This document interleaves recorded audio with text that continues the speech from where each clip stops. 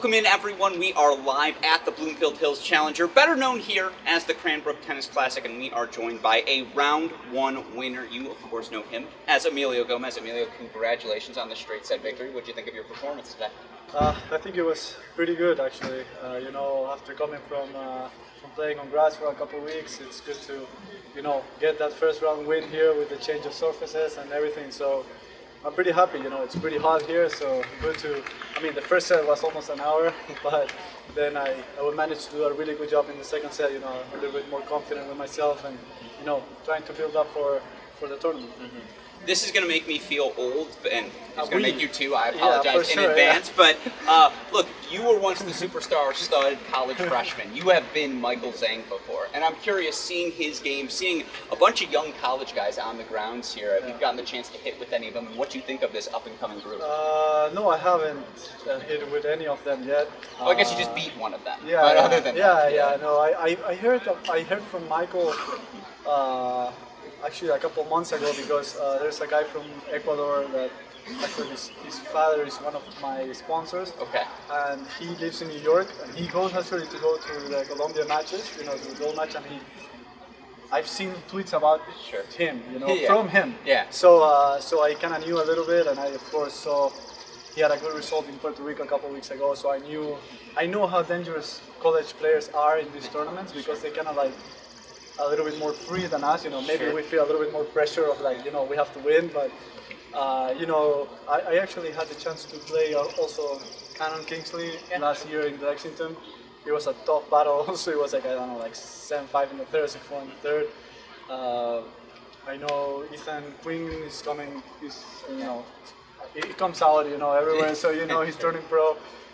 You also have Speciria. He's from Texas also.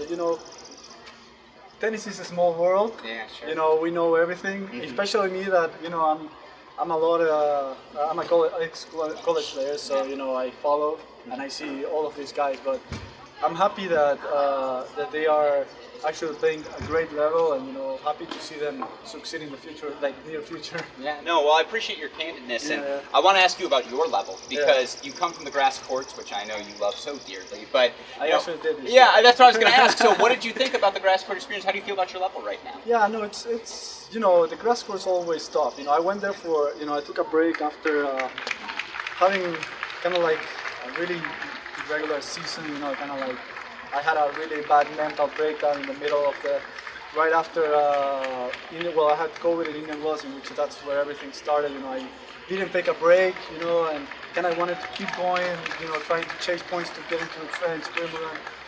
It ended up messing my head a little bit, but at the same time I learned a lot from it. So I took a break. I was supposed to play Little Rock, was supposed to play Tyler, was supposed to go to Puerto Rico also. So I decided, which is weird a little bit for myself to take that big of a break.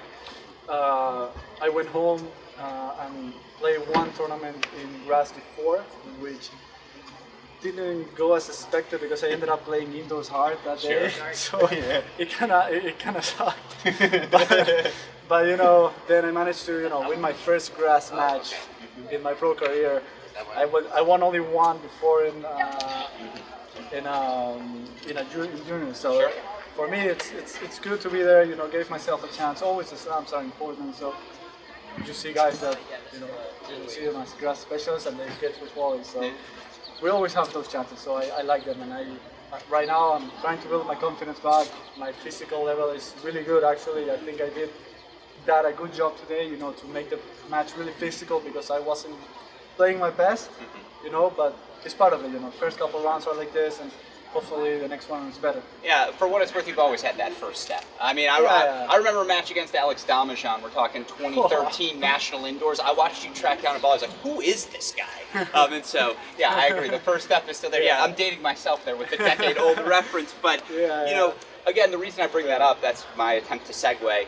Your former teammate, Yannick Hanfmann, top 50 guy. He does it at age 31. I'm sure you followed it a little from afar. What have you thought of his run, his rise? Yeah. I've seen him play lately, and he's just, we always knew he had a big game. We always knew he had, huge weapons with his serve, his backhand. His forehand got a lot better also. I was just a matter of like him wanting to work as hard as like how a pro player should. I mean, he has like I would say more weapons than me now. Okay, sure. Like his serve is like huge. Like he has this ease to play in every surface. Like he played great on grass, great on clay. Maybe hardcourt is not his best. After like he's if you see all his points, you say it's not a hardcourt. So. You start to figure it out a little bit. We talked last year, I think it was last year that we talked about like he was asking me because during my career I've always had like Argentinian coaches, fitness coaches, physios and everything. And he was asking me a little bit and I was like, if you make this decision, I think it's going to be a good decision because they work slim. I mean, you can see every single like Argentinian, physically really strong, Schwartzman, you see now the Segundo. I mean, he's working with the same people, so I think in order to, push your limits, they will help you push your limits, and the coach also is pushing him. So I think it's a good thing. I think now, he has, I cannot say he's going to be top 20, top 10, but I think he's in the right path to do really a lot of damage. Yeah, it sounds like he owes you 10% of his Wimbledon check, is what you're telling me after that Argentina. No, just kidding, of course. But no, he's doing a great job. I think he wanted something different. He has his. I mean, always like in my case, I always have my people in Ecuador. Yeah, of course. I have my dad, I have the Roberto, the entire family. Yes. Yeah, plus I have my coaches there. I have the Davis Cup captain. But you always need something. If you want to look for something different results, you have to seek for something different. And I think it's tough, not for him being for Germany, going to to Argentina. But now I think he's gonna maybe go a little bit more to Argentina. Yeah, no, it certainly is deserving. Well, then my last question for you, because all of our fans are wondering, you're obviously a guy who has been in the top 100 in these past couple of years, and you have been right on the fringe of just consolidating your spot there. What does your next 6 months look like as you try to again seek, lock yourself into that top 100 position for next year? Yeah, it's tough. I mean, and now I have I know I have a lot of points to defend. I had, like I said, I had a tough part of that mid-year, like April, that it was tough for me because I was putting too much pressure on myself.